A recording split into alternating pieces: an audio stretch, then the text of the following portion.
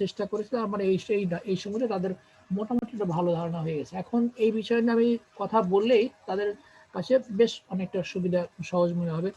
দেখো, এই অক্সিজেনের দ্বিতীয় আয়নীকরণ শক্তি, এইটা কি তোমরা আসলে বুঝতে পারছিলে আসলে কিভাবে লিখতে হবে? হ্যালো স্যার, কোন কোশ্চেনটা, কত নম্বর? এই যে তোমার অক্সিজেনের দ্বিতীয় আয়নীকরণ শক্তির মানটা, নাইট্রোজেনের দ্বিতীয় আয়নীকরণ শক্তির মানটা অক্সিজেন দ্বিতীয় আয়নীকরণ শক্তির থেকে কম হয়। অথচ আগের প্রশ্ন বলেছিলাম নাইট্রোজেন আয়নীকরণ শক্তির মানটা বেশি আর অক্সিজেন আয়নীকরণ শক্তির মানটা কম। আর নিচে এসে বলছি যে না, নাইট্রোজেনের দ্বিতীয় আয়নীকরণ শক্তি কম হবে, অক্সিজেনের দ্বিতীয় আয়নীকরণ শক্তি বেশি হবে। এই প্রশ্নটা কি তোমরা লিখতে পারছো ঠিক মতো? No sir. আচ্ছা, আমি এখানে তোমাদের একটু হিন্টস দিচ্ছি। দেখো, আগে তোমরা যেভাবে বলছিলে যে আসলে আয়নীকরণ শক্তির মানটা কিভাবে কম হয় কিভাবে বেশি হয়, সেই দৃষ্টিকোণ থেকে তোমরা প্রশ্নগুলো ব্যাখ্যা করেছিলে এবং কিছু ব্যতিক্রম কোশ্চেন ছিল যে আমাদের সচরাচর যে নিয়ম আমরা শিখেছি যে পর্যায় ডান থেকে বাম থেকে ডান দিকে গেলে আয়নীকরণ শক্তির মানটা বাড়ে, আর অথবা ডান থেকে বাম দিকে আসলে আয়নীকরণ শক্তির মানটা কমে। অর্থাৎ বাম পর্যায়ে বাম থেকে ডান দিকে গেলে আকারটা কমে যায় আস্তে আস্তে, এই জন্য আয়নীকরণ শক্তির মানটা বেড়ে যায়। আবার গ্রুপের ক্ষেত্রে আমরা বলছিলাম যে উপর থেকে নিচের দিকে আসলে পরমাণুর আকারটা ক্রমান্বয়ে বাড়ে, এই জন্য আয়নীকরণ শক্তির মানটা মানে কমে যায়। তো এই সাধারণ বক্তব্য রিলেটেড যে কথাগুলো আমরা আগে বলছিলাম সেগুলো সবাই মোটামুটি বুঝতে পেরেছিলেন। তো এর মধ্যে কিছু ব্যতিক্রম প্রশ্ন আছে, যেমন ডান দিকে গেলে কিছু কিছু মৌলের ক্ষেত্রে, যেমন নাইট্রোজেন অক্সিজেন, নাইট্রোজেন হচ্ছে বামের মৌল, অক্সিজেন হচ্ছে নাইট্রোজেনের ডাইনের মৌল। অথচ আমরা প্রথমে বলছিলাম না অক্সিজেনটা কম নাইট্রোজেনটা বেশি, মানে তার মানে এটা হচ্ছে সাধারণ আলোচনা, একটা ব্যতিক্রম আলোচনা। তার মানে আমরা আগে যা শিখেছি সব অস্বীকার করবো না, অস্বীকার করবো না, আমরা সবই স্বীকার করতে হবে। পাশাপাশি আরো কিছু যুক্তি তোমাকে দেখাতে, সেই যুক্তিরই কথাগুলো আমরা বলেছিলাম। তো তারপরে আবার এসে এই প্রশ্নেই বললাম যে না, আয়নীকরণ শক্তি মানে একটা ইলেকট্রনকে আমরা তাড়িয়ে দিলাম, মানে একটা ইলেকট্রন তাড়িয়ে দিলাম, মানে এটাকে আমরা বলতে পারি প্রথম আয়নীকরণ শক্তি অথবা আয়নীকরণ শক্তি। যখন এরপরে আরো যখন ইলেকট্রন তাড়াবো, যেমন দ্বিতীয় ইলেকট্রন তাড়াতে পারে, তৃতীয় ইলেকট্রন তাড়াতে পারে, এগুলো হচ্ছে প্রথম দ্বিতীয় তৃতীয় এরকমভাবে আমরা নামকরণ করবো যে দ্বিতীয় আয়নীকরণ শক্তি, তৃতীয় আয়নীকরণ শক্তি। সেক্ষেত্রে আমি বলছিলাম যে নাইট্রোজেনের যেমন প্রথম আয়নীকরণ শক্তি বেশি, অক্সিজেন কম, পক্ষান্তরে নাইট্রোজেনের দ্বিতীয় আয়নীকরণ শক্তিটাই কম, অক্সিজেনের প্রথম দ্বিতীয় আয়নীকরণ শক্তিটাই বেশি। সেটাই এই যেখানে তোমাদের একটা হিন্স আমি দেখিয়েছি যে দুটো ইলেকট্রন বিন্যাস দেখিয়েছি, অক্সিজেন এবং নাইট্রোজেন। তোমরা জানো যে অক্সিজেনের ইলেকট্রন বিন্যাস আর নাইট্রোজেন ইলেকট্রন বিন্যাসটা কেমন হয়। তো দেখো, আমরা স্বাভাবিক ইলেকট্রন বিন্যাস লিখেছি প্রথমে, মানে বহিস্থ শক্তি স্তরে এই শক্তি স্তরটা আসলে স্থিতিশীল, অক্সিজেনের ক্ষেত্রে ছিল অস্থিতিশীল, কারণ অক্সিজেনের বহিস্থ স্তরে 4টা ইলেকট্রন আর নাইট্রোজেনের 3টে ইলেকট্রন। 3টে ইলেকট্রন পি অরবিটাল, যেহেতু 6টা ইলেকট্রন ম্যাক্সিমাম থাকে, তো পি অরবিটালের স্থিতিশীলতাটা দুইভাবে আমরা বলতে পারি, একটা হচ্ছে অর্ধপূর্ণ আর একটা হচ্ছে পরিপূর্ণ। তো অর্ধপূর্ণ নাইট্রোজেন আছে বলে বেশি স্থিতিশীল, অক্সিজেন অর্ধপূর্ণ ছিল না, আংশিক পূর্ণ ছিল বলে এটা আসলে স্থিতিশীল না। এই জন্য এখান থেকে একটা একটা করে ইলেকট্রন তাড়াতে গেলে অক্সিজেনের জন্য খুব সহজে এই ইলেকট্রন একটা তাড়ানো সম্ভব ছিল, যেহেতু সেই স্থিতিশীল ইলেকট্রন বিন্যাসটা ছিল, এই জন্য আণবিক শক্তির মানটা কম। আর নাইট্রোজেন ছিল স্থিতিশীল, এই জন্য এখানে একটা ইলেকট্রন তাড়াতে গেলে সেখানে শক্তি বেশি লাগে, এই জন্য আণবিক শক্তির মানটা কম। এটি হচ্ছে প্রথম আয়নীকরণের শক্তির ক্ষেত্রে বক্তব্য। এবং সেই আয়ন তৈরি করার পরে তার ইলেকট্রন বিন্যাস কেমন হয় সেটাও নিচে দেখিয়ে দিয়েছে। দেখো, নাইট্রোজেন 1+, নাইট্রোজেন 1+ মানে বহিস্থ শক্তি স্তরে 3টা ছিল, একটা তাড়িয়ে দাও, এখন 2টা আছে। তার মানে এখন এই নাইট্রোজেন 1+ আয়নের ইলেকট্রন বিন্যাসটা কিন্তু অস্থিতিশীল। আর অক্সিজেনের 1+ ইলেকট্রন আয়নের ইলেকট্রন বিন্যাস, এখানে আগে ছিল 4টা, একটা তাড়িয়ে দিয়ে এখন হয়ে গেছে 3টা। তার মানে এই একটা তাড়িয়ে দেওয়ার পরে এখন তার ইলেকট্রন বিন্যাসটা হয়ে গেছে স্থিতিশীল। তো যাই হোক, এখন তোমাকে মন্তব্য করতে হবে যে এখান থেকে এই আয়ন থেকে এ তো একটা 1+, এখন যদি আরো একটা ইলেকট্রন যদি আমি তাড়িয়ে দিতে চাই, আরো একটা ইলেকট্রন তাড়িয়ে দিলে সেক্ষেত্রে নাইট্রোজেনের জন্য বেশি লাগবে শক্তি না কম, অক্সিজেনের শক্তি বেশি লাগবে? তো যার বেশি লাগবে তার আয়নিক শক্তিটা বেশি হবে, আর যারটা কম হবে তারটা কম হয়। এখন এই আয়ন দুটো ইলেকট্রন বিন্যাস নিয়ে আমরা এখন চিন্তা ভাবনা করতে হবে যে আসলে কোন আয়নের থেকে ইলেকট্রন আরো একটা তাড়াতে গেলে তুলনামূলকভাবে কম শক্তি লাগবে অথবা তুলনামূলকভাবে বেশি শক্তি লাগবে। তো যেহেতু আমরা দেখতে পাচ্ছি যে নাইট্রোজেন আয়নের ইলেকট্রন বিন্যাস আমরা দেখতে পাচ্ছি এটা অস্থিতিশীল, এই জন্য এখান থেকে আরেকটা ইলেকট্রন যদি তাড়াতে যায় তাহলে শক্তিটা কম লাগবে। পক্ষান্তরে অক্সিজেন আয়নের এখান থেকে ইলেকট্রন বিন্যাস থেকে আমরা দেখতে পাচ্ছি যে তার যেহেতু ইলেকট্রন বিন্যাসটা স্থিতিশীল, এখান থেকে যদি একটা ইলেকট্রন তাড়াতে যায় তাহলে ওই যে ঠিক প্রথম দিকে এরকম বলছিলাম নাইট্রোজেনের ক্ষেত্রে অনেক বেশি শক্তি লাগবে, তাহলে এক্ষেত্রে অক্সিজেন অনেক বেশি শক্তি লাগবে। তার মানে আয়নের ক্ষেত্রে অর্থাৎ দ্বিতীয় আয়নীকরণ শক্তির ক্ষেত্রে অক্সিজেনটা আসলে বেশি হয়ে যাচ্ছে আয়নীকরণ শক্তির মান, আর নাইট্রোজেনের ক্ষেত্রে কম হয়ে যাচ্ছে। এটা আমরা ইলেকট্রন বিন্যাস থেকে আমরা এইভাবে অনুমান করি। তো তোমরা যখন ব্যাখ্যা করবে তখন ইলেকট্রন বিন্যাস দিয়ে যদি ব্যাখ্যা করো তাহলে জিনিসটা অনেক সুবিধা হবে বুঝতে, এবং তোমাদের মনে রাখতে সুবিধা হবে যে আসলে এইভাবে ব্যাখ্যা করাটা দরকার। তো এই ছিল অক্সিজেনের এবং নাইট্রোজেনের দ্বিতীয় আয়নীকরণ শক্তির আসলে তুলনা। এরপরের যে কোশ্চেনটা আছে সেটা হলো যে 3টা মৌল তোমাকে এখানে দিয়েছে, আর তার মানে এটা হচ্ছে তোমার সেলেনিয়াম আছে, ক্লোরিন আছে, সালফার আছে। এই 3টা মৌলকে আসলে আয়নীকরণ শক্তির ভিত্তিতে তোমাকে সহায়তা হবে।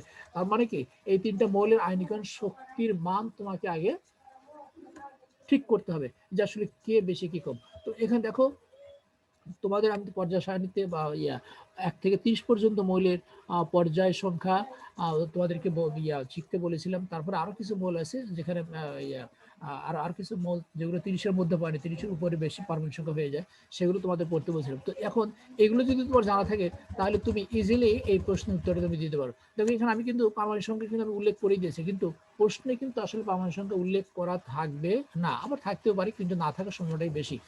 তো তোমাদের তাহলে পারমাণবিক সংখ্যা যদি উল্লেখ না থাকে তাহলে তোমাকে পারমাণবিক সংখ্যা তোমাকে ঠিক করে নিয়ে তারপরে তোমাকে মন্তব্য করতে হবে। তো সেখানে তুমি মন্তব্যটা কিভাবে করবা, যেটা আমি বললাম যে তোমাকে আগে করতে হবে, দুজন এই মৌলগুলোর মধ্যে তোমাকে কি চিন্তা করতে হবে যে এরা গ্রুপে আছে নাকি পর্যায়ে আছে, এটা তোমাকে চিন্তা করতে হবে।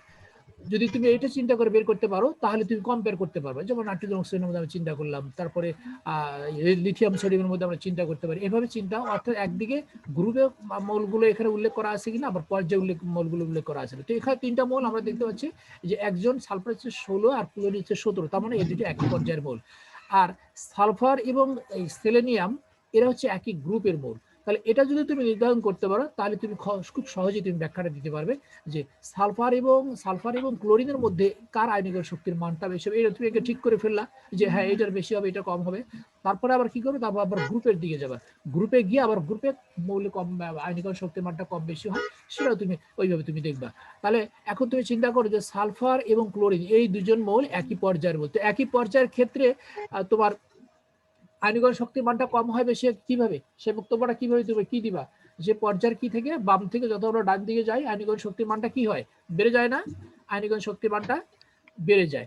তো সেই হিসাবে তুমি বলতে পারো হ্যাঁ সালফার যেহেতু 16, তারপরে সালফার হচ্ছে ক্লোরিনের আগের মূল, তার মানে বাম পাশের মূল, আর ক্লোরিন হচ্ছে সালফার হচ্ছে ডান পাশের মূল। তার মানে আমরা এখানে পর্যায়ের বামের মূলটা বাম পাশের মূলটা বলতে পারবো হচ্ছে সালফার, আর ডান পাশের মূলটাকে আমরা বলবো হচ্ছে ক্লোরিন। তাহলে আমরা তো যেহেতু জানি যে সাধারণ নিয়ম অনুসারে যে বাম থেকে ডান দিকে গেলে আকারটা ছোট হয়, আয়নীকরণ শক্তির মানটা বাড়ে।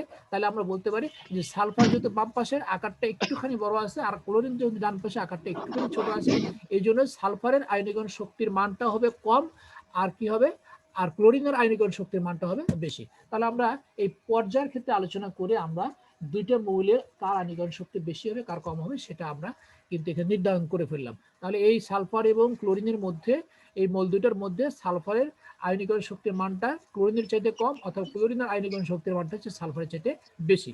এইবার আমরা আসি যে গ্রুপে কারা আছে। তো গ্রুপে আমরা বেশি, হ্যাঁ গ্রুপে আমরা কারা আছে সেটা আমরা দেখি, সেটা আমরা দেখলাম যে হ্যাঁ আসলে সালফারের নিচের মৌলটাই হচ্ছে হলো সেলেনিয়াম। তাহলে আমরা গ্রুপের ক্ষেত্রে তো আমরা খুব সহজেই আমরা চিনিও জানি, মানে মন্তব্য করতে পারি, কারণ যেহেতু গ্রুপের মৌলগুলোর আকারের পার্থক্য অনেক বেশি হয়ে যায়, আমরা এটা স্বাভাবিকভাবে আমরা খুব সহজেই মন্তব্য করতে পারি যে হ্যাঁ এই উপরের মৌলগুলোর আকারটা অনেক বড় ছোট হয়, আর নিচের মৌলগুলোর আকারটা অনেকটা বড় হয়ে যায়। তো এখানে সালফার 16 আর সেলেনিয়াম হচ্ছে 34, আমরা অনেক কম বেশি। তো এখানে আকারটা সালফার হচ্ছে অনেক ছোট সেলেনিয়ামের তুলনায়, আবার অথবা সেলেনিয়াম সালফারের তুলনায় হচ্ছে অনেক বড়। তো আমরা তো যেহেতু আয়নীকরণ শক্তির মানটা আমরা আকার দিয়ে আমরা প্রথম আমরা বিচার করেছি, আমরা মূল্যায়ন করার জন্য আমরা এই পয়েন্টটা আমরা নিয়েছিলাম। তো সেই হিসেবে আমরা বলতে পারি যে সালফারের আয়নীকরণ শক্তির মানটা হচ্ছে অনেক বেশি, আর সেলেনিয়ামের আয়নীকরণ মানটা হবে অনেক কম, কারণ সেলেনিয়ামের আকারটা অনেক বড়, এই জন্য আয়নীকরণ শক্তির মানটা বেশি। আর সালফারের সেই তুলনায় সালফারের আকারটা হচ্ছে ছোট, সালফারের আয়নীকরণ শক্তির মানটা হচ্ছে অনেক বেশি সেলেনিয়ামের তুলনায়। তাহলে এখন তুমি চিন্তা করো যে সালফার ক্লোরিনের মধ্যে আমরা ক্লোরিনকে বেশি বলছি, সালফারকে কম বলছি, আর সালফার আর সেলেনিয়ামের মধ্যে আমরা বলছি না সেলেনিয়ামটা কম হবে সালফারটা বেশি হবে। তাহলে এখন তুমি মন্তব্য করো যে এখন তাহলে 3টা মৌলকে তাহলে আমরা কিভাবে সাজাতে পারবো, সব থেকে বেশি কি হবে, যেহেতু সালফার এবং ক্লোরিনের মধ্যে ক্লোরিনটাই বেশি, সালফারটা কম। এখন সালফার আর সেলেনিয়ামের মধ্যে তৈরি করতে তুলনা করতে গেলাম, সালফারটা বেশি হয়ে যাচ্ছে, সেলেনিয়ামটা কম হয়ে যাচ্ছে।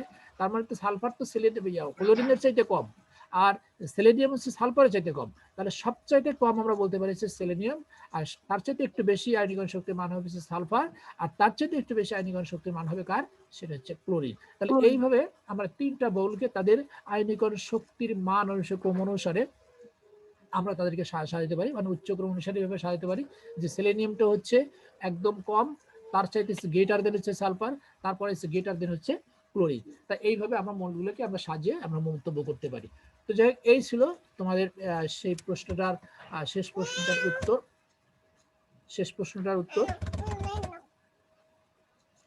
এরপরে আমরা তাহলে আইনকরণ শক্তি, আমার মনে হয় যারা তোমরা আমার সাথে আলোচনা কয়েকটা দিনের আলোচনা কয়েকটা ক্লাস যারা নিয়মিত ছিল, তাদের কাছে আশা করি তোমাদের আইনকরণ শক্তির মানের যে প্রশ্নগুলো, যে প্রবলেমগুলো, সেগুলো ব্যাখ্যা করতে আশা করি সমস্যার কথা না। এখন তোমরা বলো যে এই আইনকরণ শক্তি নিয়ে যদি কারো প্রবলেম থেকে থাকে, প্রশ্ন থেকে থাকে, আমাকে করতে পারো, আমি সামান্য সময় রিভিউ করে তারপর আমরা নেক্সট আলোচনা আমরা চলে যাবো। হ্যাঁ, সবাইকে বলছি তোমরা এখন একটু দেখো যে তোমাদের কোথাও কোনো প্রবলেম আছে কিনা। হ্যালো, জি স্যার। জি স্যার।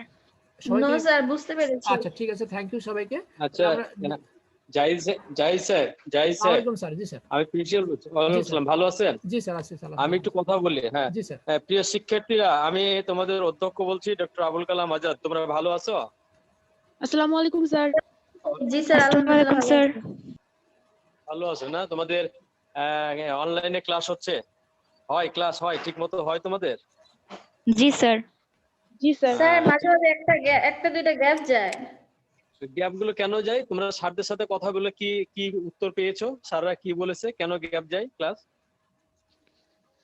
বলো। অনেক সময় নেট প্রবলেম থাকে, তারপরে আবার আমাদের একটা ক্লাস নাকি বৃহস্পতিবার আমাদের একটা ক্লাস হয় না। কোন স্যারের ক্লাস এটা? স্যার, ইংলিশ বৃহস্পতি- ক্লাস। এটা কার নামে আছে? রুটিনে কার নামে আছে এটা? বলো, ওই ক্লাসটা কোন স্যারের নামে আছে বলতে পারবা? স্যার, মিস তো ওটা বলে দিছিল যে ওই ক্লাসটা রুটিনে নাকি ভুল আসছে, ওটা হবে না। না, তুমি এখন এখন যে কথা বলছো আগে অন্যভাবে বলছিলা। এটা দুই ধরনের কথা হলো। আর কোন ক্লাস তোমাদের রুটিন অনুযায়ী ক্লাস হয় না, এরকম কিছু আছে বলবা আমাকে? কথা বলো। নো স্যার, সব না ক্লাস স্যার, হয়। এটাই। হ্যাঁ, বুঝছি না, আবার বলো। ক্লাস হয় তোমাদের? জি স্যার। আচ্ছা শোনো, তোমাদের স্টুডেন্ট আমি 5 জন দেখছি শিক্ষার্থী ক্লাসে উপস্থিতি। তোমাদের সায়েন্সের টোটাল স্টুডেন্ট কত, সংখ্যা কত বলো? স্যার 24-25 জন, বাট ক্লাস করে হচ্ছে 10 জন। না, 24-25 জন। 24 জন তোমাদের 25 জন স্টুডেন্ট, এখন আমি 5 জনকে দেখতে পাচ্ছি। তো 5 জন যদি হয় 25 জনের মধ্যে, তাহলে 20 জন স্টুডেন্ট ক্লাসে আসে না কেন? তোমার কি মতামত বলো তো, তুমি কি মনে করো? স্যার, আমি শিওর বলতে পারি না, বাট আমার এখানে আমার একটা ফ্রেন্ড আমার সাথে ভর্তি হয়েছে স্যার। ওর বাসায় নাকি প্রবলেম, ওর অ্যান্ড্রয়েড সেট নাই, তারপর বাসায় নেট নাই স্যার, তার জন্য ও ক্লাস করে না, এটা বলছে। আচ্ছা, এটা তো একজনের বললা তুমি। তো তুমি এতদিন ধরে ক্লাস করছো, বন্ধুরা কেন ক্লাসে অনুপস্থিত, এটা সম্পর্কে অন্য কেউ হলে বলো তো। তোমার তো এক বন্ধু বললো, অন্য কেউ যারা আছে আর 4 জন আছে তারা বলো তো, অন্যান্য শিক্ষার্থীরা ক্লাসে অনুপস্থিত কেন? তোমাদের কি মনে হয় বলো, একজন বলো। স্যার, মেইন প্রবলেম এইটাই যে সবার বাসায় ওয়াইফাই থাকে না, আবার নেটের প্রবলেম হয়। তোমরা যেটা বলছো, আমরা যারা ঢাকাতে আছি আমাদের নেটের প্রবলেমটা আনুপাতিক হারে কম। গ্রামগঞ্জেও হয়তো হতে পারে, আমাদের নেটের প্রবলেম এত বেশি হওয়ার কথা না। এটা একমাত্র যুক্তি হতে পারে না। নেটের প্রবলেম 25 জনের মধ্যে এখন 5 জন ক্লাসে 20 জনের নেই, এটা হতে পারে না। আরো কোনো প্রবলেম থাকতে পারে। তোমরা কি বলবা? আর কি, যে একটা নেটের প্রবলেম বলছো, আর একজনের কথা বললে যে তাদের অ্যান্ড্রয়েড নাই, এটা বললা। আর কি হতে পারে? অন্য স্টুডেন্ট বলো, অন্য স্টুডেন্ট বলুন, কেন শিক্ষার্থীরা ক্লাসে অনুপস্থিত, তোমরা কি মনে করো বলো, কথা বলো। আরো তো মোট 5 জন আছে, তো 2 জন কথা বললে, আরো বলো কে আছে বলো, আমি শুনি। কি এটা হলো এক? তোমাদের কি পরীক্ষা হচ্ছে? ফার্স্ট ইয়ার স্যার, এমটি পরীক্ষা? অনেকে হ্যাঁ, তারপরে বলো এভাবে বলো, কথা বললো। হ্যাঁ, হ্যাঁ, আমাদের এমটি পরীক্ষা আমাদের 14 তারিখ থেকে শুরু হবে। শুরু হয়েছে 14 তারিখ এমটি থেকে স্টার্ট পরীক্ষা। হবে স্যার। হ্যাঁ, 14 তারিখ থেকে হবে। এবং টিচাররা তোমাদেরকে কবে পরীক্ষা হবে এটা আগে জানাই দিচ্ছে? ইয়েস স্যার, জানিয়ে দিছি। আগে জানাই দিবে কত তারিখে পরীক্ষা জি হবে, স্যার। কত নম্বরের পরীক্ষা হবে, প্রশ্নের কি ধরন হবে, কি কোন কোন অধ্যায় থেকে প্রশ্নগুলো আসবে, এগুলো পরীক্ষা শুরু হওয়ার আগেই টিচারদের কাছ থেকে, সংশ্লিষ্ট টিচারের কাছ থেকে তোমরা জেনে নিবা কত নম্বরের পরীক্ষা, পরীক্ষার ধরন কি, কোন কোন অধ্যায় থেকে প্রশ্ন, অধ্যায়গুলো, হ্যাঁ তোমার তো একটা সিলেবাস আছে, 5টা 7টা 10টা অধ্যায় আছে, অমুক অমুক অধ্যায় থেকে এই প্রশ্নগুলো হবে, এগুলো তোমরা জেনে নিবা। স্যারদের কাছ থেকে দিয়ে তোমরা পরীক্ষায় সকলে অংশগ্রহণ করবা। তোমরা পরীক্ষায় যদি অংশগ্রহণ করো তো ভালো, কেউ যদি না করো তাহলে এই নাম্বারগুলো পরবর্তীতে তোমাদের কাজে লাগবে। তখন যারা পরীক্ষায় অংশগ্রহণ করবে না তখন তোমাদের জন্য সমস্যা হতে পারে। এই জন্য যাতে সমস্যা না হয় এই জন্য তোমরা সকলেই পরীক্ষা অংশগ্রহণ করবা, এবং যারা এখন ক্লাসে নাই তাদেরকে জানাই দিবা আর কি। ঠিক আছে জাহিদ সাহেব? জি স্যার। জাহিদ সাহেব, জি স্যার। এই যে 5 জন স্টুডেন্ট ক্লাসে উপস্থিত আর বাকিগুলো প্রায় 20 জন মতো ক্লাস নেয়, এগুলো একটা তথ্য রিপোর্ট করে রাখেন তো, কেন নাই আমরা এটা দেখবো। ওই স্টুডেন্টের ঠিক আছে। কেন এরা নাই এটা আমরা একটু জানতে চাই। ঠিক আছে, দেখেন, sir. Thank you G. Very much, class নেন আপনি। ওকে স্যার আসসালামু আলাইকুম স্যার। স্যার জি বলো বলো বলো। স্যার জি, বলবা, মঙ্গলবার বল। হচ্ছে দুইটা থেকে আর 2:40 পর্যন্ত একটা গ্যাপ, তারপর একটা ক্লাস আছে আইসিটি ল্যাব, ওই ক্লাসটা কখনো হয় না। আইসিটি মঙ্গলবার, কোন স্যারের ক্লাস, কোন স্যারের নাম বলো? স্যার ওটা আইসিটি ল্যাব। ও Lab আইসিটি class। ল্যাব। তোমরা স্যারদেরকে বলবা যে আইসিটি ল্যাবটা তো সাধারণত মনে প্র্যাকটিক্যাল হয়, তো স্যারকে বলবা তোমার যে আইসিটি ল্যাব প্র্যাকটিক্যাল আছে, ক্লাসটা হচ্ছে না, তো এই ল্যাব ক্লাসটার জন্য আমাদেরকে কি করতে হবে, এটা কি এখন হবে না পরে হবে না কিভাবে হবে এটা জেনে নিও তোমরা। আমি স্যারের সাথে কথা বলে তারপর আমি দেখবো এটা, কিন্তু তোমরা আগে বলবা কি বলে, তোমাদের স্যার কি বলে আগে স্যারকে প্রশ্নটা করো যে ক্লাসটা কি এখন হবে না না কখন হবে কিভাবে হবে, এটা তোমরা জেনে নিও। আর আমি নিজে তোমার ওই স্যারের সাথে কথা বলবো মঙ্গলবারের ক্লাসটা নিয়ে। ঠিক আছে? জি sir. Thank you Zahid sir. Welcome sir, welcome. জি। Hello hello. জি স্যার। হ্যাঁ, আমরা তাহলে নেক্সট যে আলোচনা সেটাতে আমরা চলে যাই। এরপরে আলোচনাটা হচ্ছে আমাদের ইলেকট্রন আসক্তি। ইলেকট্রন আসক্তি, এটা তুমি ওই যথারীতি আমরা আয়নীকরণ শক্তির আলোচনাটা আমরা যেভাবে করেছিলাম, যেভাবে শিখেছিলাম সেভাবেই তোমরা চেষ্টা করবে। একদম একদম সেম ধরো আলোচনা। এখানে শুধু সংজ্ঞাটা আমরা খালি একটুখানি চেঞ্জ করব, আর আগের যে কথাগুলো সেই কথাগুলো কিন্তু এখানেও আমরা অ্যাপ্লাই করব। তো এখানে ছোট্ট একটা ব্যতিক্রমী একটা প্রশ্ন প্রায় তোমাদের পরীক্ষা আসে, সেটি নিয়ে আমরা মূলত আলোচনা করব। কিন্তু এর যে বেসিক যে আলোচনা, ইলেকট্রন আসক্তির যে বেসিক আলোচনা, সেই আলোচনার মধ্যে তেমন কোনো পার্থক্য নেই, সেটা তোমরা একটুখানি একটু খেয়াল করো। এখানে সংজ্ঞাতে যেটা বলছে যে কোন মৌলের এক মোল গ্যাসীয় পরমাণু, এটা হচ্ছে বইয়ের ভাষা। আমরা যদি সহজ যদি বলতে চাই তাহলে কথাটা এইভাবে বলতে পারবো যে একটা মৌলের পরমাণুতে যদি একটা ইলেকট্রন যদি আমরা যোগ করে যদি একটা আয়ন যদি আমরা তৈরি করি, সেই ক্ষেত্রে শক্তির যে পরিবর্তন, মানে সেই ক্ষেত্রে সেই ক্ষেত্রে যে শক্তি আমরা পাবো, সেই শক্তিটাকে আমরা ওই মৌলের ইলেকট্রন আসক্তি আমরা বলবো। তো সেটাকে একটু ভালো করে এখানে বলছে যে কোন মৌলের এক মোল গ্যাসীয় পরমাণু এক মোল ইলেকট্রন গ্রহণ করলে এক মোল গ্যাসীয় আয়ন তৈরি হয়, গ্যাসীয় অ্যানায়ন তৈরি হয়, বা গ্যাসীয় আয়ন তৈরি করতে যে পরিমাণ শক্তি নির্গত হয় তাকে সংশ্লিষ্ট মৌলে ইলেকট্রন আসক্তি বলে। তার মানে ওখানে আমরা ইলেকট্রনকে বের করে দিয়েছিলাম, আমি তো বলেছিলাম যে আয়ন তো আমরা দুই রকম, ইলেকট্রন বের করে দিয়েও করতে পারি, আবার ইলেকট্রন অ্যাড করেও করতে পারি। তো এই আয়নীকরণ বিষয়ে যখনই কোনো কথা হবে ম্যাক্সিমাম ক্ষেত্রে আমরা ধরে নেব যে হয়তো আয়ন তৈরি করা, মানে অর্থাৎ পজিটিভ আয়ন তৈরি করা, এই বিষয়টি নিয়ে আমরা সাধারণত আমরা বুঝবো প্রথম দিকে। যদি স্পেশালি যখন বলে যে না আসলে এটা এই আয়ন, সেই ক্ষেত্রে তোমাকে এই প্রবলেমটা কেমন হবে, সেক্ষেত্রে তখন আমরা অন্যভাবে চিন্তা ভাবনা করবো। তো এই যে দ্বিতীয় চিন্তা হচ্ছে এখন এটা যে এটাও তো আয়ন, আমরা ইলেকট্রন বের করে দিয়েছিলাম, পজিটিভ আয়ন তৈরি হয়েছিল, ক্যাটায়ন তৈরি হয়েছিল। আবার এখন হচ্ছে না, ইলেকট্রন তুমি একটা যোগ করো, একটা মৌল ইলেকট্রন গ্রহণ করবে, যেরকম গ্রহণ ছাড়ার প্রবণতা মৌলের মধ্যে আছে, ইলেকট্রন কিন্তু গ্রহণ করার প্রবণতাও আছে। তো ইলেকট্রন গ্রহণ করার প্রবণতা কোন মৌলগুলোর আছে, তোমরা যদি একটু চিন্তা করো তাহলে দেখবে যে পর্যায় সারণীর ডান দিকের মৌলগুলোর ইলেকট্রন গ্রহণ করার প্রবণতা বেশি, ডান দিকের মৌলগুলো ইলেকট্রন গ্রহণ করার প্রবণতা বেশি, আর বাম দিকের মৌলগুলোর ইলেকট্রন ছেড়ে দেওয়ার প্রবণতা বেশি। এটা কি বোঝো তোমরা, এটাকে আসলে কেন হয়, কিভাবে হয়, এটা কি তোমাদের জানা আছে? যে তোমার আমরা এখানে বললাম যে আয়ন দুই ভাবে তৈরি করা যায়, একটা হচ্ছে ইলেকট্রন বের করে দিয়ে তৈরি করা যায়, আর একটা হচ্ছে ইলেকট্রন অ্যাড করে তৈরি করা যায়। তো ইচ্ছা করলে তো আমি বলতে পারি না হ্যাঁ তোমার থেকে আমি ইলেকট্রন বের করে দিলাম, আবার ইচ্ছা করলে বলতে পারি না তোমাকে আমি একটা ইলেকট্রন দিলাম না। এখানে প্রবণতার উপর ভিত্তি করে আমরা তোমাকে নির্ধারণ করব বা আমরা মন্তব্য করব যে হ্যাঁ এখান থেকে ইলেকট্রন বের করে দেওয়াটাই ভালো, অথবা এখানে ইলেকট্রন আসলে যোগ করাটাই ভালো, এবং সেটা সেটা আমরা তোমার নির্ধারণ করবো হচ্ছে কিভাবে, পর্যায় সারণীতে মোলগুলোর অবস্থান দেখে তাদের ইলেকট্রিক বিন্যাস পর্যালোচনা করে সেই কথাগুলো আমরা বলতে পারি।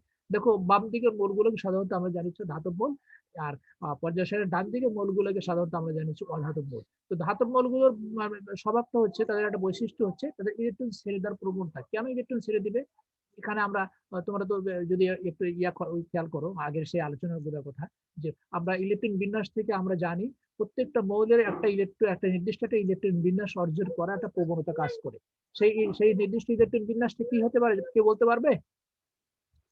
সেই নির্দিষ্ট ইলেকট্রন বিন্যাস হচ্ছে শেষ নিষ্ক্রিয় গ্যাসের ইলেকট্রন বিন্যাস। সেই নির্দিষ্ট ইলেকট্রন বিন্যাস হচ্ছে কি? নিষ্ক্রিয় গ্যাসের ইলেকট্রন বিন্যাস। তো এই নিষ্ক্রিয় গ্যাসের ইলেকট্রন বিন্যাস করার জন্য কিছু মৌল আমরা পাবো যাদের অবস্থান থাকবে বাম দিকে, তাদের থাকবে কি ইলেকট্রন ছেড়ে দেওয়ার প্রবণতা। হ্যাঁ, আমি একটা, যেমন সোডিয়াম সর্ববস্তুতে অ্যাক্টিভ একটা ইলেকট্রন আছে 3s1। এখন সে যদি এস এর ওই একটা ইলেকট্রন যদি ছেড়ে দেয়, তাহলে তার ইলেকট্রন হয়ে যাবে হচ্ছে 10টা। আগে ছিল 11টা, একটা ইলেকট্রন ছেড়ে দেওয়া হলে 10টা। তো 10টা ইলেকট্রন কার বলতে পারবে কেউ? 10টা ইলেকট্রন হচ্ছে একটি নিষ্ক্রিয় গ্যাস নিওনের। এই জন্য সেই ইলেকট্রন ছেড়ে দিবে প্রবণতা কেন? যে সেই নিষ্ক্রিয় গ্যাসে ইলেকট্রন বিন্যাস অর্জন করতে পারবে। আবার ঠিক দেখো ডান দিকে একটা পর্যায়ে একটা নিষ্ক্রিয় গ্যাসের আগের মোলটা একটা হচ্ছে ফ্লোরিন। ফ্লোরিন হচ্ছে নিষ্ক্রিয় গ্যাসের ঠিক আগের মোলটাই হচ্ছে ফ্লোরিন। তার ফ্লোরিন কত? ফ্লোরিন হচ্ছে 9।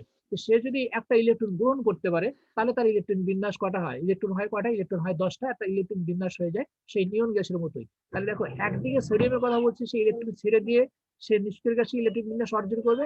আবার আরেকদিকে হিলিয়াম কি নিষ্ক্রিয় গ্যাস? অবশ্যই হিলিয়াম নিষ্ক্রিয় গ্যাস। তো এই জন্য তোমাদের বলছিলাম যে কিছু মৌলের ইলেকট্রিক বিন্যাস, পারমাণবিক সংখ্যা, ইলেকট্রন বিন্যাস, এগুলো তোমাকে একদম পুঙ্খানুপুঙ্খ রূপে একদম ঠোঁটের উপর রাখতে হবে, যে বলার সঙ্গে যেন তুমি যেন বলতে পারো। তো ছটা নিষ্ক্রিয় গ্যাস, তার মধ্যে হিলিয়ামটাই হচ্ছে, হিলিয়াম দিয়ে হচ্ছে শুরু। আচ্ছা যাই হোক, তারপর বলছিলাম যে ডান দিকে মৌলগুলোর ইলেকট্রন বিন্যাস যদি আমরা দেখি, তাহলে আমরা দেখবো যে হ্যাঁ, তাদের ইলেকট্রন বিন্যাস একদম সেই নিষ্ক্রিয় গ্যাসের ইলেকট্রন বিন্যাসের মতোই হয়ে যাচ্ছে। মানে মতোই হয়ে যাচ্ছে মানে মানে তাদের যে ইলেকট্রন বিন্যাস, সেই ইলেকট্রন সংখ্যা সেই ইলেকট্রন থেকে একটা, দুইটা, তিনটে এরকম কম থাকে। আর বাম দিকের যে মৌলগুলো, তাদের ইলেকট্রন বিন্যাস আমরা দেখবো, তাদের ইলেকট্রন বিন্যাস খেয়াল করলে আমরা দেখবো যে তাদের মোট ইলেকট্রন নিষ্ক্রিয় গ্যাসের ইলেকট্রনের চাইতে হয়তো একটা, দুইটা, তিনটা বেশি থাকে। তো এই যে যাদের বেশি আছে, তারা ছেড়ে দেওয়ার চিন্তা ভাবনা করে যে ছেড়ে দিয়ে আমি আগের মতো হয়ে যাই। আর যাদের কম থাকে, একটা, দুইটা কম থাকে, তারা কি করে, যে না, আমি একটা, দুইটা গ্রহণ করে আমি শেয়ার মতো হয়ে যাবো, নিষ্ক্রিয় গ্যাসের মতো হয়ে যাবো। এই যে প্রবণতা, তাহলে গ্রহণ করার ক্ষেত্রে পিছনে একটা কারণ, আবার তোমার ছেড়ে দেওয়ার পিছনে একটা কারণ। দুইটা কারণ কিন্তু আসলে একই। সেটা কি? সেটা হচ্ছে একটা নির্দিষ্ট একটা স্থিতিশীল ইলেকট্রন বিন্যাস, যে ইলেকট্রন বিন্যাস গুলোকে আমরা বলে থাকি নিষ্ক্রিয় গ্যাসের ইলেকট্রন বিন্যাস। এই ইলেকট্রন বিন্যাস গ্রহণ করার জন্য দুই ধরনের মোল প্রবণতা কিন্তু দুই রকম। একজনটা ইলেকট্রন ছেড়ে দিচ্ছে, আর একজন ইলেকট্রন গ্রহণ করছে। তো এখানে আমরা আমরা যে আলোচনা করেছি এর আগে, সেটা হচ্ছে ইলেকট্রন ছেড়ে দেওয়ার আলোচনা। এখন এই ইলেকট্রন আসক্তির ক্ষেত্রে আমরা আলোচনাটা করব হচ্ছে বিশেষ করে পর্যায় সারণীর ডান দিকের মোল, অর্থাৎ অধাতব মোলগুলোর ইলেকট্রন বিন্যাস নিয়ে এবং তাদের বিষয়গুলো নিয়ে আমরা কথা বলবো। তো সেখানে আমরা দেখো, আমরা আচ্ছা, তাহলে এখন আমরা ওই নর্মালি কথাগুলো বলি যে তোমার ইলেকট্রন আসক্তির মানটা আসলে কেন বাড়ে, কেন কমে। আমরা যা তখন বললাম যে ইলেকট্রন আসক্তিটা আসলে কাকে বলে, ইলেকট্রন গ্রহণ করার বিষয়টাকে আমরা ইলেকট্রন আসক্তি বলছি। যে ইলেকট্রন গ্রহণ করলে সেক্ষেত্রে কিছু শক্তি নির্গত হয়, এই শক্তিটাই হচ্ছে ইলেকট্রন আসক্তি। তো এই শক্তি নির্গত হওয়ার পরিমাণটা কি হয়, সে আগের মতো আইনিক শক্তির মতো পরমাণু আকার উপর নির্ভর করবে। আকার যদি ছোট হয় বাড়বে, আকার যদি বড় হয় তাহলে কমে যাবে। আর আকারটা কিভাবে কমে হয় সেটা আমরা তোমরা আগে জেনে ফেলছো, যে পর্যায়ে আকারটা কিভাবে কমে, কিভাবে বাড়ে, এবং গ্রুপে কিভাবে আকার বাড়ে, কিভাবে কমে। তো এখানে নতুন করে আমি আর কিছু বলবো না, শুধুমাত্র এই দেখো, যেখানে তোমার এই যে পর্যায়ের ক্ষেত্রে আলোচনা করেছে, এই যে পর্যায়ের ক্ষেত্রে আলোচনা করছে একই পর্যায়ে মৌল পারমাণবিক সংখ্যা, মানে আগে যে বক্তব্য তুমি শিখেছো এখানে ঠিক সেম বক্তব্য। আবার পক্ষান্তরে গ্রুপের ক্ষেত্রে বলছে যে অপর দিকে পর্যায় সারণীর কোন গ্রুপে উপর থেকে নিচের দিকে ওই পারমাণবিক সংখ্যা কম হলে যেভাবে আকারটা কম হয়, বা বেড়ে গেলে আকারটা ঝরে পড়ে। তাহলে সেই হিসেবে আমরা খুব সহজেই আয়নীকরণ শক্তি এবং ইলেকট্রন আসক্তির যে ব্যাখ্যা, সেই ব্যাখ্যাগুলো কিন্তু আমরা একইভাবেই কিন্তু আমরা দিতে পারি। তো এখানে যে জিনিসটা তোমাদের আলোচনা শিখতে হবে, সেটা দেখো, একটা প্রশ্ন এখানে লেখা আছে যে ফ্লোরিনের ইলেকট্রন আসক্তি ক্লোরিন অপেক্ষা কম কেন? ফ্লোরিনের ইলেকট্রন আসক্তি ক্লোরিন অপেক্ষা কম কেন? তাহলে আমরা নর্মালি আয়নীকরণ শক্তির ক্ষেত্রে পর্যায়ের ক্ষেত্রে আয়নীকরণ শক্তির মানটা কিভাবে বাড়লো কিভাবে কমলো সেটা আমরা শিখেছি, আলোচনা হয়ে গেছে, এবং গ্রুপের ক্ষেত্রে কিভাবে কমে কিভাবে বাড়ে সেটা আলোচনা হয়ে গেছে। তার উপরে ভিত্তি করে আগে যেভাবে আলোচনা করেছি যে আয়নীকরণ শক্তির মান কম হয় কেন বেশি হয় কেন সেভাবেই দেবো, কিন্তু আবার ব্যতিক্রম প্রশ্ন কিন্তু সেখানে আলোচনা করেছিলাম। তো এইখানে এই আলোচনার মধ্যে এই ক্লোরিনের যে আলোচনা এটা হচ্ছে একটা ব্যতিক্রম আলোচনা। দেখো আমরা গ্রুপের ক্ষেত্রে কিন্তু আয়নীকরণ শক্তির মধ্যে আমরা বলতে পারি যে গ্রুপের উপর মৌলগুলোর আকারটা হচ্ছে তুলনামূলকভাবে ছোট এবং নিচের মৌলগুলোর আকারটা হচ্ছে তুলনামূলকভাবে বড়। তাহলে আকার যদি ছোট হলে ইলেকট্রন আসক্তির মানটা যদি বেশি, আকার যদি বড় হয় ইলেকট্রন আসক্তির মান যদি কম হয়, এটা হচ্ছে সাধারণ উত্তর। সেই হিসেবে কিন্তু আমরা এই প্রশ্ন ব্যাখ্যা কিন্তু আমরা করতে পারবো না। কেন? ফ্লোরিন আর ক্লোরিন এর কি একই গ্রুপের মৌল? কারো জানা আছে? হ্যালো, এরা কি একই গ্রুপের মৌল? জি স্যার। একই গ্রুপের মৌল। তো ফ্লোরিনের অবস্থানটা, ফ্লোরিন কত, পারমাণবিক সংখ্যা কত? ফ্লোরিন হচ্ছে কত? 9। আর ক্লোরিন কত? ক্লোরিন হচ্ছে 17। অর্থাৎ এই দুইটা, 17। হ্যাঁ এই দুইটা মৌল হচ্ছে একই গ্রুপের মৌল। অর্থাৎ ফ্লোরিনের অবস্থান হচ্ছে উপরে আর ক্লোরিনের অবস্থান হচ্ছে ফ্লোরিনের নিচে। তার মানে ফ্লোরিন যেহেতু গ্রুপের মৌল, কাজে এখানে আমরা খুব সহজেই মন্তব্য করতে পারি ফ্লোরিনের আকারটা হচ্ছে অনেক ছোট ক্লোরিনের তুলনায়, অথবা ক্লোরিনের আকারটা হচ্ছে ফ্লোরিনের তুলনায় অনেক বড়। তো যেহেতু আমরা তো শিখে আসছি যে আয়নীকরণ শক্তি ইলেকট্রন আসক্তির মানটা কম বেশি হওয়ার যদি একটা কমন একটা পয়েন্ট আমরা আগে শিখে ফেলেছি যে আকার ছোট হলে বেশি হয়, আকার বড় হলে কম হয়। তো সেদিক থেকে যদি সেই বিষয়টা যদি এই প্রশ্ন ব্যাখ্যাটা যদি করতে চাও, তাহলে ফ্লোরিনের আকারটা যেহেতু ছোট, ইলেকট্রন আসক্তির মানটা হবে অনেক বেশি। আর ক্লোরিনের আকার যেহেতু ফ্লোরিনের চেয়ে অনেক বড়, ক্লোরিনের ইলেকট্রন আসক্তির মান হবে ফ্লোরিনের চেয়ে অনেক কম। কিন্তু এখানে বলছে দেখো উল্টা কথা কিন্তু বলে ফেলছে। তারপরে প্রশ্নটা একটা ব্যতিক্রম, আলোচনাটা আমাদের ব্যতিক্রম হবে যে ফ্লোরিনের ইলেকট্রন আসক্তি ক্লোরিন অপেক্ষা কম, অথচ হওয়া উচিত ছিল সাধারণ আলোচনার মতো উচিত ছিল যে ফ্লোরিনের ইলেকট্রন আসক্তি ক্লোরিনের চাইতে বেশি হওয়ার কথা ছিল, কিন্তু সেটা না বললে যে না ফ্লোরিনটাই কম, ক্লোরিনটা হচ্ছে বেশি। তাহলে এই ব্যাখ্যাটা কি হবে? হ্যাঁ, এই ব্যাখ্যাটা আমরা এইভাবে দেব। সেটা হলো যে দেখো এখানে তোমাকে আগে ইলেকট্রন বিন্যাসটা তুমি আগে দেখো যে ইলেকট্রন বিন্যাসটা এখানে কেমন হবে। ইলেকট্রন বিন্যাসটা তোমাদের এখানে একটু লিখে তোমাদের দেখায়। এটা হচ্ছে ফ্লোরিন কত? ফ্লোরিন হচ্ছে 9। ফ্লোরিন হচ্ছে 9। এরপরে এখন আমরা ইলেকট্রন করে 9 হলে এখানে হয়ে যাবে 2, তারপরে এখানে হয়ে যাবে 2, তাহলে কটা হলো? 4 দুগুণে 8 একটা। এটা হচ্ছে ফ্লোরিন, এটা হলো ফ্লোরিন ইলেকট্রন বিন্যাস। এরপরে ক্লোরিনটা হচ্ছে কত? ক্লোরিন হচ্ছে আমরা জানি ক্লোরিন হচ্ছে 17। ক্লোরিন হচ্ছে 17। আর এর ইলেকট্রন বিন্যাসে চলে আসবে কি? তাহলে এখানে সবগুলোতে হচ্ছে 2 করে, সবগুলোতে আমরা 2 দিয়ে দিলাম।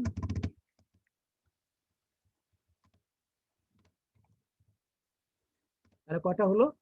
এখানে হয়ে গেল হচ্ছে কত? 5 দুগুণে 10টা। আরো লিখতে হবে তোমাকে কটা? আরো লিখতে হবে তোমাকে 7টা।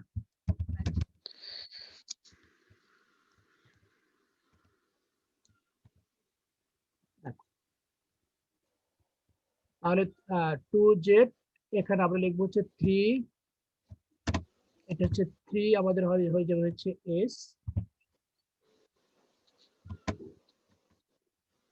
3S2। তাহলে 10 12 আর হচ্ছে এইখানে এসে হচ্ছে তোমার কয়টা? এখানে আমরা এখানে পিটাই শুধু লিখলাম, আর আমরা কিছু লিখবো না, কারণ এখানে আবার পিটা লিখলেই হয়ে যাবে। আর এখানে ইলেকট্রন হচ্ছে 5টা, এই 5টা, আর এখানে হচ্ছে ব্যাস। স্যার এই হলো। 2টাকে 3 করব না? দাঁড়া, এখন তোমাদের ক্লিয়ার করে দিলাম, এখন তোমাদের একটু পরিষ্কার করে দেখি। আচ্ছা, এই দেখো ক্লোরিনটা দেখো হচ্ছে ক্লোরিন হচ্ছে কত? 17। তার মানে হচ্ছে এই হচ্ছে কত? পিতে আছে 6টা আর এস এস হলো 4টা, তাহলে 6 4 হলো এই 10 আর হলো আরো লাগবে 7টা। এই এস হলো 2টা আর পিতে হলো 5টা। এই হচ্ছে, হ্যাঁ এই হচ্ছে ক্লোরিন, তার মানে 17টা। আর ফ্লোরিন ছিল কয়টা? ফ্লোরিন ছিল 9টা। 9টার মধ্যে এসে আছে 4টা আর পিতে হলো কয়টা? পিতে আছে হলো 5টা। তাহলে 5 9, এই হচ্ছে ফ্লোরিন। এখন আমরা যেহেতু পারমাণবিক সংখ্যা যেহেতু ফ্লোরিন অনেক কম, তার আকারটা অনেক ছোট, আর পারমাণবিক সংখ্যা ক্লোরিন অনেক বেশি, আকারটা অনেক বড়, সেটা আমরা জানি। তো কম বেশি হওয়ার কারণ আমরা বলি যে শক্তি স্তরই দেখো এখানে কম বেশি। ক্লোরিনের সর্ববস্থিত শক্তি স্তর হচ্ছে 2, আর ক্লোরিনের সর্ববস্থিত শক্তি স্তর কিন্তু হচ্ছে 3। তার মানে ওই তোমাদের আকার দিয়ে কিন্তু আমি তোমাদের ইলেকট্রন বিন্যাস মানে দেখিয়েছিলাম যে আকার কম, শক্তি স্তর কম বেশি হওয়ার কারণে আকারটাও কিন্তু অনেক মানে মানে খুব সহজেই আমরা বুঝতে পারি যে আকারটা অনেক বড় অনেকটা ছোট। এখন দেখো আমরা এখানে যেটা মন্তব্য করব যে ক্লোরিনে এখানে একটা ইলেকট্রন সে গ্রহণ করবে, গ্রহণ করলে কথা হবে তার হচ্ছে 10টা হয়ে যাবে, সে নিয়ন হয়ে যাবে। আবার ক্লোরিন যদি একটা ইলেকট্রন গ্রহণ করে সেও কি হয়ে যাবে, সেও মানে তোমার নিষ্ক্রিয় গ্যাস হয়ে যাবে। তা ফ্লোরিন একটা ইলেকট্রন গ্রহণ করলে সে হয়ে যাচ্ছে নিয়ন, আর ক্লোরিন যদি একটা ইলেকট্রন গ্রহণ করে তার সদর ছিল 18টা হয়ে যাবে, সে হচ্ছে আর্গন। তাহলে দুজনের টার্গেট হচ্ছে হ্যাঁ, দুজনের টার্গেট হচ্ছে নিষ্ক্রিয় গ্যাসের ইলেকট্রন বিন্যাসটা অর্জন করা। এখন অষ্টক পূর্ণ হবে না স্যার? অষ্টকও পূর্ণ হবে এবং তার নিষ্ক্রিয় গ্যাসের স্থিতিশীল ইলেকট্রন বিন্যাস নিষ্ক্রিয় গ্যাস হ্যাঁ পেয়ে যাবে। তো সেই দিক থেকে আমরা বলতে পারি যে দুজনে ইলেকট্রন গ্রহণ করছে, যেহেতু ক্লোরিনের আকারটা বেশি ছোট, এর ইলেকট্রন আসক্তি কমটা হওয়ার দরকার ছিল, আর ক্লোরিনের আকারটা বড়, এর ইলেকট্রন আসক্তিটা আসলে কম হওয়া দরকার ছিল। কিন্তু আমার প্রশ্নের মধ্যে আমরা দেখতে পেলাম যে ফ্লোরিনটাই কম, ক্লোরিনটাই বেশি। তাহলে এখানে বক্তব্যটা আসলে কেমন হতে পারে? হ্যাঁ, আমরা ওই যে আমি তোমাদের বলছিলাম যে ব্যতিক্রম প্রশ্ন ব্যাখ্যা করার জন্য আমরা সরাসরি যে আগের কথাগুলো অস্বীকার করবে সেটা বিষয়টা কিন্তু এরকম না। আগের কথাগুলো আমাদের স্বীকার করতেই হবে, পাশাপাশি তোমার যে আরো যদি যুক্তি থাকে সেই যুক্তিগুলো আমাকে এখানে উল্লেখ করতে হবে যে হ্যাঁ, ইলেকট্রন আসক্তির মান আমরা জানি যেরকম আকার উপরে নির্ভর করে, ঠিক আরেকটা বিষয়ের উপর নির্ভর করে, সেটা হচ্ছে কি ইলেকট্রন ঘনত্বের উপরে। ইলেকট্রন ঘনত্বের উপরে একটা শক্তি স্তর ইলেকট্রন ঘনত্বের উপরে নির্ভর করে। ইলেকট্রন ঘনত্বটা কি দেখো, ফ্লোরিনের সর্ববস্থিত স্তর হচ্ছে দ্বিতীয় শক্তি স্তর, আচ্ছা 2p 2s 2p, আচ্ছা এই হচ্ছে দ্বিতীয় শক্তি স্তর। দ্বিতীয় শক্তি স্তর ইলেকট্রন আছে কয়টা? এস এ আছে 2টা আর পি তে আছে হলো 5টা, তাহলে 7টা। তাহলে ফ্লোরিনের দ্বিতীয় শক্তি স্তর ইলেকট্রন আছে কয়টা? 7টা। আর ক্লোরিনের দ্বিতীয় শক্তি স্তরে সেখানে কিন্তু ইলেকট্রন 7টাই আছে, দেখো 3s এ আছে 2টা আর 3p তে আছে 5টা। তাহলে এখানে এক কথা বলতে পারি যে ফ্লোরিনের দ্বিতীয় বৈশিষ্ট্য শক্তি স্তরটা হচ্ছে সর্বশেষ শক্তি স্তর, আর ক্লোরিনের ক্ষেত্রে সর্ববস্থিত স্তরটা হচ্ছে তৃতীয় শক্তি স্তর। ফ্লোরিনের ক্ষেত্রে সর্ববস্থিত শক্তি স্তরটা হচ্ছে দ্বিতীয় শক্তি স্তর, আর ক্লোরিনের ক্ষেত্রে সর্ববস্থিত শক্তি স্তরটা হচ্ছে তৃতীয় শক্তি স্তর। দেখো দ্বিতীয় শক্তি স্তরের আকার আর তৃতীয় শক্তি স্তরের আকার কিন্তু একই রকম না। দ্বিতীয় শক্তি স্তরের আকার তৃতীয় শক্তি স্তরের আকার কিন্তু একই রকম না, অর্থাৎ দ্বিতীয় প্রধান কোয়ান্টাম সংখ্যা আর তৃতীয় প্রধান কোয়ান্টাম সংখ্যার আকারের মধ্যে অনেক পার্থক্য রয়ে গেছে। কি পার্থক্য? দেখো দ্বিতীয় শক্তি স্তরে মাত্র 2টা অরবিটাল, একটা হলো এস আর একটা হলো পি, বাট তৃতীয় শক্তি স্তরে অরবিটাল কিন্তু 3টা, একটা হলো এস একটা হলো পি, আরেকটা আছে কিন্তু এখানে, আরেকটা ছিল ডি, যেটা ইলেকট্রন নেই বলে আমরা এটা লিখি নাই। টাইম কিন্তু এখনই শেষ হয়ে যাবে, যাই হোক আমি তোমাদের আগে বলে রাখলাম যতক্ষণ বলতে পারি বলে অটোমেটিক শেষ হয়ে যাবে। তো যাই হোক, তাহলে ক্লোরিনের আমরা সর্ববস্থিত শক্তি স্তর তৃতীয় শক্তি স্তর, এখানে আকার হচ্ছে অনেক বড়, বাট ক্লোরিনের দ্বিতীয় শক্তি বহিস্থ শক্তি দ্বিতীয় শক্তি আকারটা ছোট। তো এই ছোট আকারের মধ্যে ইলেকট্রন কিন্তু 7টা আছে, অথচ এই ছোট বড় আকারের মধ্যে ক্লোরিনের সর্ববস্থিত স্তর তৃতীয় শক্তি স্তর, এই বড় আকারের মধ্যে ইলেকট্রন কিন্তু সেই 7টাই আছে। এটা আমরা এই এরিয়া কিন্তু কম বেশি হয়ে যাচ্ছে, কিন্তু ইলেকট্রন সংখ্যা কিন্তু সেম থাকছে। তার মানে এখানে আমরা